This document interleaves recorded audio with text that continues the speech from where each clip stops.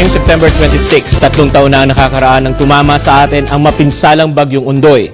Pero di rin natin makakalimutan ang bagyong Pedring na nangyari rin sa parehong petsa, 1 taon na ang nakakaraan. Kung kahapon pinag-usapan natin ang mga world-breaking records sa lagay ng panahon, ngayon naman ay ihahatid sa inyo ang ilan sa mga natatanging records na naitala dito sa ating bansa pagdating sa lagay ng panahon.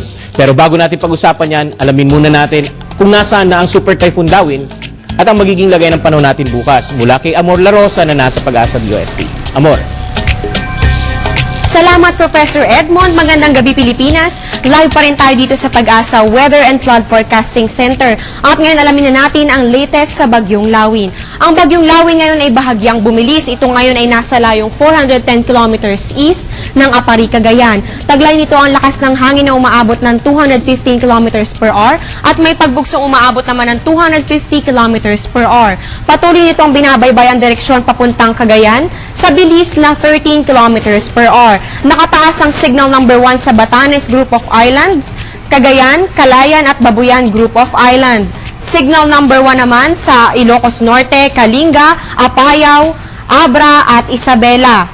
At kanina nga ay sinigawa ang isang press con dito sa Pag-asa kung saan ipinakita natin ang live coverage na dinaluhan nila Mr. Robert Sawi, Officer in Charge sa Weather Division ng Pag-asa, Dr. Nathaniel Servando, Administrator ng Pag-asa, Yusek Benito Ramos, Executive Director ng NDRRMC, at ni Mr. Edgar A. de la Cruz, ng Hydrometeorological Division. Ayon kay Mr. Robert Sawi, itong Bagyong Lawin ay patuloy sa pagbaybay pa norte at maaring mag-umpisang makaapekto sa Cagayan mamayang gabi at sa Friday inaasahan po ito sa May Batanes area. Bukod po kay Lawin, isang namumuong sama ng panahon naman ang namataan dito sa may silangan ng Mindanao. Maaari po itong pumasok sa bansa pagkalagpas nitong Bagyong Lawin. Pero patuloy pa po itong oobserbahan ng Pag-asa. Itinuturing po na isang malakas na bagyo itong si Lawin at malawak po ang sakop nito dahil meron itong 800 kilometers na diameter. Nakataas pa rin ang gale warning sa seaboards ng Luzon at Visayas. Pinapaalalahanan naman ang mga sakyang pandagat, maging ang mga barko na magiging delikado ang paglalayag sa oras na ito. Nagbabala na rin si Yusek Benito Ramos sa NDRRMC, officers na mga lokal na nasasakupan, lalo na po dyan sa Cordillera at sa Cagayan area dahil malaki ang posibilidad na bumuhos ang malakas na ulan na maaaring magpataas sa level ng tubig sa Cagayan River. Gayon din sa mga bundok ng Sierra Madre at Cordillera na mag-ingat sa posibleng landslide. Ngayon naman silipin natin ang magiging lagay ng panahon sa oras na ito hanggang bukas ng umaga.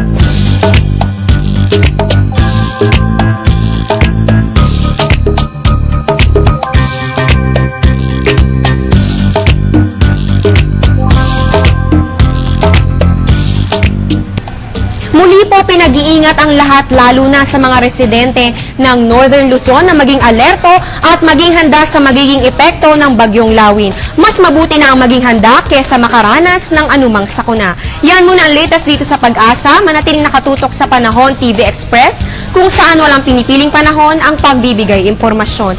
Ako si Amor La Rosa. Magandang gabi. Balik sa iyo, Professor Edmond. Salamat, Amor. Kasalukuyang nasa loob ng Philippine Area of Responsibility ang Super Typhoon Lawin na nagbabantang tumama nga sa extreme northern Luzon. Hindi na nga po tayo dapat magulat dahil dito kung titignan natin ang mga naitalang mga bagyo sa bansa na may kaparehong malalakas na bagyo na siya ring tumatama sa ating bansa sa parehong petsa. Tulad na lang na ngayong September 26, ang bagyong Undoy noong 2009 at ang bagyong Pedring na nanalasa naman sa atin noong September 26, 2011. Ilan lang ito sa mga di makakalimutang bagyo na tumama sa ating bansa. Ano nga bang ilan sa mga masasabi nating record dito sa bansa na may kinalaman sa lagay ng ating panahon? Simulan natin sa hottest temperature recorded, April 29, 1912 at naulit ito noong May 11, 1969 ang sinasabing pinakamainit na temperature na umabot sa 42.2 degrees Celsius ang naitala sa Tuguegarao City, Cagayan. Coldest temperature naman ang naitala sa Mount Pulag na matatagpuan sa boundary ng Mountain Province. Noong January 10, 2011, sa lamig na 2 degrees Celsius, ang Mount Pulag ang pangalawang pinakamataas na bundok sa Pilipinas na umaabot sa taas na 2,922 meters above sea level. Ang pinakamainit na naitalang temperatura naman dito sa Metro Manila ay umabot naman sa 38.5 degrees Celsius noong May 14, 1987. Deadliest typhoon naman ang sinasabing Typhoon Uring noong November 5, 1991 na nagtala ng mga bilang na namatay na tao sa pagitan ng 5,101 at 8,000 people.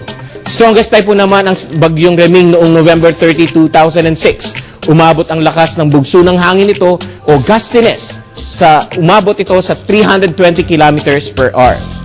Samantalang ang di malilimutang Bagyong Undoy noong September 26, 2009, eksaktong 3 taon na ang nakakaraan, ang sinasabing may pinakamataas na rainfall per hour na umabot naman sa 56 millimeters of rain per hour sa loob ng 6 na oras.